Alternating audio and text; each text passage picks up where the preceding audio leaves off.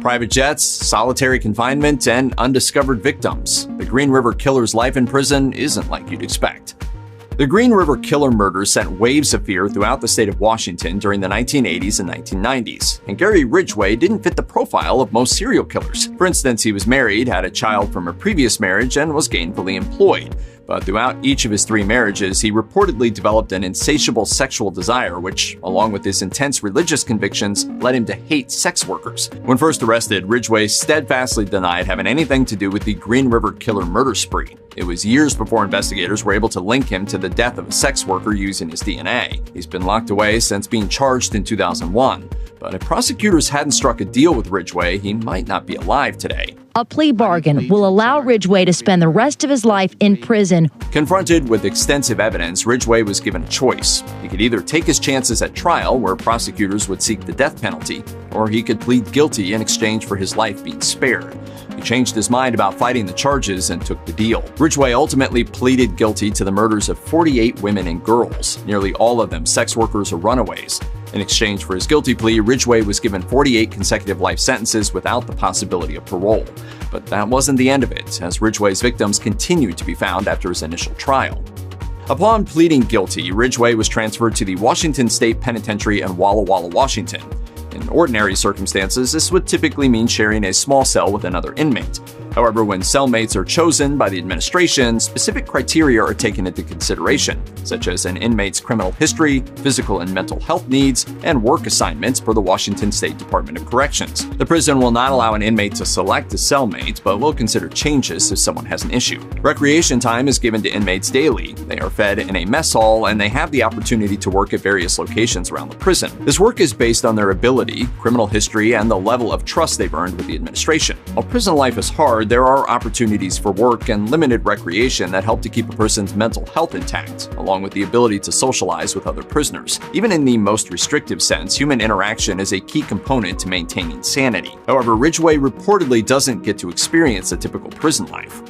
Ridgway was big news nationally when he was brought to trial. After all, authorities had been trying to solve the Green River murders for over a decade, so Ridgway's arrest, trial, and sentencing made him a household name in the Pacific Northwest. Because of this, Ridgway was easily noticed in the prison system, and his notoriety made him a target for other inmates.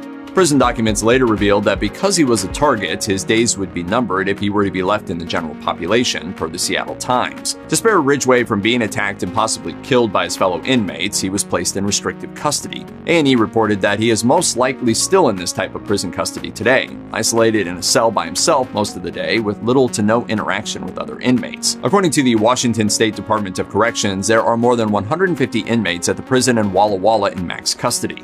While some are placed there for posing substantial risks to other inmates and staff, some are placed in this type of housing to protect them from others.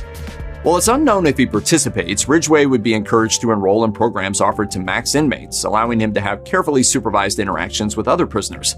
Chess and creative writing are just some of the programs on offer to inmates, along with therapeutic classes on anger management and wellness, for example. Inmates also have the opportunity to pursue adult education. Despite the ability to take part in these programs, the majority of a person's time is still spent in solitary confinement. For that reason, officials transferred Ridgway to a federal max prison in Colorado in May 2015. As he wasn't widely known in the area, he could become part of the general population and not be constantly isolated, per Seattle Times. In a move that cost nearly $20,000, Ridgway was transferred to Colorado, and a private plane was chartered to fly him there. However, members of the general public in Washington were outraged that the Green River Killer was getting a better life in prison than many thought he deserved. After all, he had taken dozens of innocent lives, and many felt that he should have been sentenced to death.